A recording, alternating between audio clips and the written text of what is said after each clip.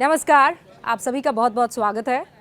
मेरा नाम रुबिका लियाकत है और न्यूज़ 18 इंडिया पर इस वक्त एक बहुत ही शानदार टॉपिक और बदलती तस्वीर, खासकर देश के ताज जम्मू कश्मीर में वो बदल कैसे रही है तस्वीर, वो आप जानेंगे। आप जानते हैं चुनाव के नतीजे आ गए हैं और 10 साल बाद जम्मू कश्मीर में ये विधानसभा चुनाव हुए थे। इसमें कुछ इंटरेस्टिंग फैक्ट्स सामने आए हैं और वो फैक्ट्स ये बताते हैं कि बीजेपी वोटिंग प्रतिशत में सिकंदर बन गई है। जम्मू कश्मीर की 90 सीटों पर जो ये चुनाव हुआ था उसमें बीजेपी का ये सबसे बेस्ट परफॉर्मेंस रहा है। बीजेपी 29 सीटें जीती है और 29 सीटें जीतने के बाद वो सबसे मजबूत विपक्ष भी बन गई है। जम्मू कश्मीर चुनाव में जो चौंकाने वाली बात सामने आई है वो ये है कि बीजेपी ने जीती, भले ही 90 में से 29 सीटें हैं, लेकिन वोट प्रतिशत के लिहाज से ये सबसे बड़ी पार्टी बनकर निकली है। वोट शेयर के हिसाब से ये नंबर 1 पार्टी। बीजेपी ने इस मामले में उमर अब्दुल्ला की जो नेशनल कॉन्फ्रेंस है उसे भी पीछे छोड़ दिया है। नेशनल कॉन्फ्रेंस और कांग्रेस मिलकर सरकार बना रहे हैं, उमर अब्दुल्ला मुख्यमंत्री होने वाले हैं, लेकिन चुनाव आयोग की जो वेबसाइट है उसके अनुसार बीजेपी को सबसे ज़्यादा 25.64% वोट मिले हैं और नेशनल कॉन्फ्रेंस को मिले हैं 23.43% वोट। और अगर मैं गिनती में इसे कन्वर्ट करूं तो इसे आप देखिए, बीजेपी को मिले हैं 1,46,02,225 वोट और नेशनल कॉन्फ्रेंस को मिले हैं 1,33,06,147 वोट। और ध्यान देने वाली बात यह है कि बीजेपी को कांग्रेस से 2 गुने वोट मिले हैं। मतलब कांग्रेस का जो वोट शेयर है वो है 12% और बीजेपी का है 26%। तो कश्मीर में बीजेपी 19 सीटों पर लड़ी और 13 सीटें उसमें ऐसी हैं जहां उसे हिंदू और सिख आबादी से भी ज़्यादा वोट मिले हैं। मतलब बीजेपी को इस लिहाज से मुसलमानों का भी वोट मिला है। और इसका सबसे बड़ा एग्जाम्पल है बांदीपुरा की गुरेज सीट। वहाँ क्या हुआ? वहाँ हुआ ये कि आप आबादी के हिसाब से अगर देखें तो मुसलमान वहाँ पर लगभग 97.39% है। आप अगर इसे एक एग्जैक्ट नंबर बताएं तो 97% जो है वहाँ आबादी मुसलमानों की है। और इस सीट पर हिंदू आबादी है लगभग 2% के आसपास, 2.15%, और सिख आबादी है 0.14। लेकिन यहाँ बीजेपी को वोट कितना पड़ा है? 40.34, 40.34% वोट मिले हैं, जो हिंदू और सिख आबादी से 38.05% ज़्यादा है। यानी 48.05% ये ज़्यादा है हिंदू और सिख आबादी को अगर आप मिला दे तो। मैंने अभी आपको सेग्रीगेट करके बताया। तो बीजेपी के लिए ये चुनाव बहुत महत्वपूर्ण रहा क्योंकि उसने कई मुस्लिम बहुल क्षेत्रों में अपनी उपस्थिति दर्ज करवाई, कोशिश थी और एंट्री हो भी गई है। किश्तवाड़ जैसे इलाके में जहां पहले बीजेपी का प्रभाव ना के बराबर था, वहां पार्टी के प्रत्याशी शगुन परिहार ने जम्मू कश्मीर नेशनल कॉन्फ्रेंस के उम्मीदवार सज्जाद अहमद किचलू को 521 मतों के अंतर से हराकर शानदार जीत हासिल की है।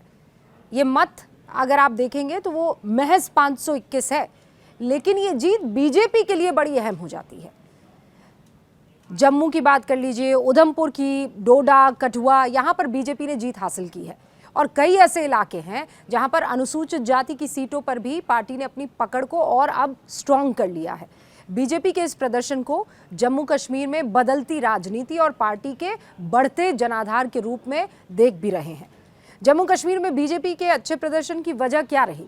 क्योंकि आप भी जानते हैं कि जम्मू कश्मीर में 370 हटने के बाद सबसे बड़ा विलन अगर किसी को बनाने की कोशिश की विपक्षी पार्टियों ने, और वो तमाम लोग जो 370 के फेवर में रहा करते थे, वो थी भारतीय जनता पार्टी। लेकिन धारा 370 का हटना अच्छे प्रदर्शन की एक अहम वजह माना जा रहा है। साल 2019 में मोदी सरकार ने जम्मू कश्मीर से जब इस धारा को हटाया, जब ये निर्णय लिया, तो वहाँ पहले इस बात को लेकर खौफ था, डर था, सबको ये लगा था कि ये कश्मीरियों को टारगेट करने के लिए लिया गया फैसला है। लेकिन फिर पिछले 5 साल में जिस तरीके से तस्वीर बदली, तकदीर बदली, लोगों को एहसास हुआ कि ये उनके लिए सच में फ़ायदे का सौदा था। वहाँ के लोकल्स से हमने भी बात की है। न्यूज़ 18 इंडिया के तमाम जो रिपोर्टर्स वहाँ ज़मीन पर मौजूद थे, उन्होंने कश्मीर के युवाओं से, कश्मीर के बुज़ुर्गों से, वहाँ की महिलाओं से पूछा और उन्होंने कहा कि इससे उनका आज और आने वाला कल बेहतर ही हुआ है। एक वक्त हुआ करता था जब आपको याद होगा कि कश्मीर की जब तस्वीर हिंदुस्तान देखता था तो नकाब वाले आपको युवा नज़र आते थे, हाथ में उनके पत्थर होता था और कुछ इस तरीके की तस्वीरें आती थी। इस तरफ सैनिक, उस तरफ कश्मीर के युवा। लेकिन अब कश्मीर के युवाओं का भविष्य वो ब्लैक नहीं है, बल्कि स्कूल का ब्लैक बोर्ड उनका भविष्य है। जो युवा हाथों में पत्थर के साथ नजर आया करते थे, प्रधानमंत्री नरेंद्र मोदी ने, आपको याद होगा, कहा था एक बार कि एक हाथ में हम लैपटॉप देखना चाहते हैं, कंप्यूटर देखना चाहते हैं, एक हाथ में कुरान देखना चाहते हैं, तो एक हाथ में अब लोग वो जो लैपटॉप है वो देने का काम जो इस योजना के तहत हुआ है, 370 हटाने के बाद जितनी भी सरकारी योजना, वो लोगों को समझ में आई। एक साल पहले की बात है, G20 सम्मेलन के तहत भारत ने टूरिज्म वर्किंग ग्रुप की तीसरी मीटिंग का आयोजन वहां किया, जम्मू कश्मीर के श्रीनगर में। भारत के निमंत्रण पर 17 देशों के 60 डेलीगेट्स कश्मीर पहुंचे थे और उसमें कौन लोग थे? America, Russia, Britain, Canada, France, Germany, यूरोपीय यूनियन और साउथ अफ्रीका जैसे 17 ताकतवर मुल्कों के डेलीगेट्स वहां पर मौजूद थे। कोई सपने में भी सोच सकता था इससे पहले? और इसी साल मार्च महीने की बात है, कश्मीर घाटी की सड़कों पर रेसिंग कार्स दौड़ती नजर आई। 17 मार्च को ही कश्मीर की सड़कों पर फॉर्मूला 4 कारों के बीच रेस देखने को मिली थी। और ये एक डेमो रेस थी जिसकी करीब 2 किलोमीटर लंबे रास्ते पर कारों को दौड़ते हुए देखा गया, लेकिन शुरुआत हुई है। और अब जम्मू कश्मीर बाकी जो हमारे देश के बाकी राज्य हैं उनके साथ रेस लगाता हुआ उसी फुर्ती के साथ, उसी जज्बे के साथ नजर आ रहा है। और उसका रिपोर्ट कार्ड क्या होता है कि जम्मू कश्मीर की जनता के दिल में, उनके मन में क्या चल रहा है? उसका रिपोर्ट कार्ड होता है चुनावों में आप कितना बढ़ चढ़कर हिस्सा ले रहे हैं और चुनावों में आप किसे पसंद कर रहे हैं। नेशनल कॉन्फ्रेंस और कांग्रेस की सरकार वहां पर बनी है। वोट प्रतिशत के लिहाज से और विपक्ष में बैठती हुई सबसे बड़ी पार्टी भारतीय जनता पार्टी आज की तारीख में नजर आ रही है।